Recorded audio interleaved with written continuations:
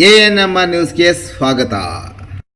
ಭಾವನಾ ಆಸ್ಪತ್ರೆ ನಗರಸಭೆ ಹಿಂಭಾಗ ಎನ್ಆರ್ ಬಡಾವಣೆ ಚಿಂತಾಮಣಿಯಲ್ಲಿ ಸಂಪೂರ್ಣ ಡೆಲಿವರಿ ಹಾಗೂ ನವಜಾತ ಶಿಶು ಆರೈಕೆ ಎನ್ಐಸಿಯು ಸೌಲಭ್ಯ ಸಮೇತ ಒಂದೇ ಸ್ಥಳದಲ್ಲಿ ಸಂಪೂರ್ಣ ಚಿಕಿತ್ಸಾ ಸೌಲಭ್ಯ ನೀಡುವ ಏಕೈಕ ಆಸ್ಪತ್ರೆ ಭಾವನಾ ಆಸ್ಪತ್ರೆಯಾಗಿದ್ದು, ಆಧುನಿಕ ಮೂಲ ಸೌಕರ್ಯ ಮತ್ತು ನವೀನ ಸೌಲಭ್ಯಗಳು, ಎಲ್ಲ ರೀತಿಯ ಇನ್ಶೂರೆನ್ಸ್ ಸೌಲಭ್ಯಗಳು, ಕ್ಯಾಶ್ಲೆಸ್ ಇನ್ಶೂರೆನ್ಸ್ ಸಹಿತ ಸೌಲಭ್ಯಗಳು ಸಿಗಲಿದೆ.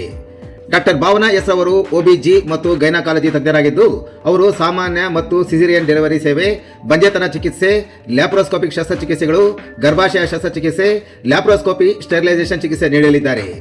ಇನ್ನು ಡಾಕ್ಟರ್ ಅಭಿನಯ್ ಆರ್ ಅವರು ಮಕ್ಕಳ ತಜ್ಞರಾಗಿದ್ದು, ಅವರು ಮಕ್ಕಳ ಆರೋಗ್ಯ ಸೇವೆಗಳು, ಲಸಿಕೆಗಳು, ಮಕ್ಕಳ IPD, NICU ಮತ್ತು ICU ಸೇವೆ ನೀಡಲಿದ್ದಾರೆ. ಇನ್ನು ಇತರೆ ವೈದ್ಯರಿಂದ ಸದರಿ ಆಸ್ಪತ್ರೆಯಲ್ಲಿ pediatric neurology, pediatric surgery, general medicine ಮತ್ತು general surgery, ENT nephrology, urology, onco surgery ಚಿಕಿತ್ಸೆ ಸಿಗಲಿದೆ. ಇನ್ನು ಹೆಚ್ಚಿನ ವಿವರಗಳಿಗೆ ಸಂಪರ್ಕಿಸಿ ಭಾವನಾ ಆಸ್ಪತ್ರೆ, ನಗರಸಭೆ ಹಿಂಭಾಗ, ಎನ್ಆರ್ ಬಡಾವಣೆ, ಚಿಂತಾಮಣಿ. ಮೊಬೈಲ್ ಸಂಖ್ಯೆ 7899001345.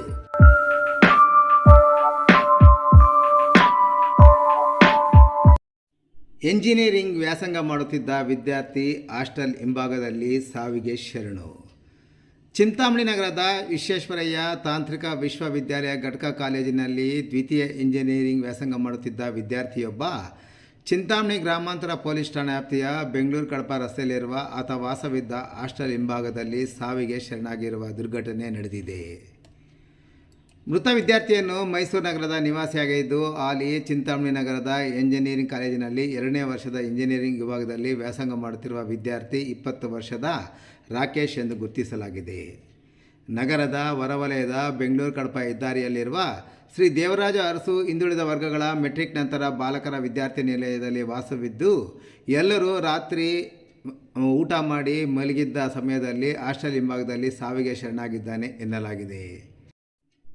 ಭಾನುವಾರವಾದ ಇಂದು ಬೆಳಗ್ಗೆ ತಿಂಡಿ ತಿಂದ ಎಲ್ಲ ವಿದ್ಯಾರ್ಥಿಗಳು ಕಾಲೇಜಿಗೆ ರಜೆ ದಿನವಾಗಿದ್ದರಿಂದ ಕ್ರಿಕೆಟ್ ಆಟವಾಡಲು ಹಾಸ್ಟೆಲ್ ಹಿಂಭಾಗಕ್ಕೆ ಹೋದಾಗ ಶವವನ್ನು ಕಂಡು ಹಾಸ್ಟೆಲ್ ವಾರ್ಡನ್ ಮೆಹಬೂಬ್ ಪಾಷಾಗೆ ಮಾಹಿತಿ ನೀಡಿದ ನಂತರ ಅವರು 112 ಪೊಲೀಸರಿಗೆ ಮಾಹಿತಿ ನೀಡಿದ್ದಾರೆ.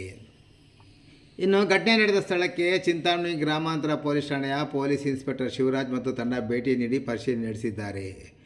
ಮೃತದೇಹವನ್ನು ಮರಣೋತ್ತರ ಪರೀಕ್ಷೆಗಾಗಿ ಸ್ಥಳೀಯ ಚಿಂತಾಮಣಿ ಸರ್ಕಾರಿ ಆಸ್ಪತ್ರೆಗೆ ರವಾನಿಸಲಾಗಿದೆ. ಆತನ ಸಾವಿಗೆ ನಿಖರವಾದ ಕಾರಣ ಏನೆಂಬುದು ಇನ್ನೂ ತಿಳಿದು ಬಂದಿಲ್ಲ. ಪರೀಕ್ಷೆಯ ಒತ್ತಡ, ವೈಯಕ್ತಿಕ ಸಮಸ್ಯೆ ಅಥವಾ ಬೇರೆ ಏನಾದರೂ ಕಾರಣವಿದೆ ಎಂಬ ಕೋನದಲ್ಲಿ ಪೊಲೀಸರು ತನಿಖೆ ಕೈಗೊಂಡಿದ್ದಾರೆ. ಇನ್ನು ಘಟನೆಗೆ ಸಂಬಂಧಿಸಿದಂತೆ ಪೊಲೀಸರು, ವಿದ್ಯಾರ್ಥಿಯ ಸ್ನೇಹಿತರು, ಕಾಲೇಜು ಕಡೆಯಿಂದಲೂ ವಿಚಾರಣೆ ಮಾಡಲಾಗುತ್ತಿದ್ದು, ಮರಣೋತ್ತರ ಪರೀಕ್ಷೆಯ ವರದಿ ಬಂದ ನಂತರ ಹೆಚ್ಚಿನ ಮಾಹಿತಿ ತಿಳಿಯಲಿದೆ. ವಿದ್ಯಾರ್ಥಿಯ ಸಾವಿನ ಸುದ್ದಿ ತಿಳಿದಿದ್ದಂತೆ ಪೋಷಕರು ಸಾರ್ವಜನಿಕ ಆಸ್ಪತ್ರೆ ಬಳಿ ಧಾವಿಸಿ ಬಂದಿದ್ದು, ಮಗನ ಶವ ಕಂಡು ಕೂಡಲೇ ಪೋಷಕರ ಆಕ್ರಂದನ ಮುಗಿಲು ಮುಟ್ಟಿತ್ತು.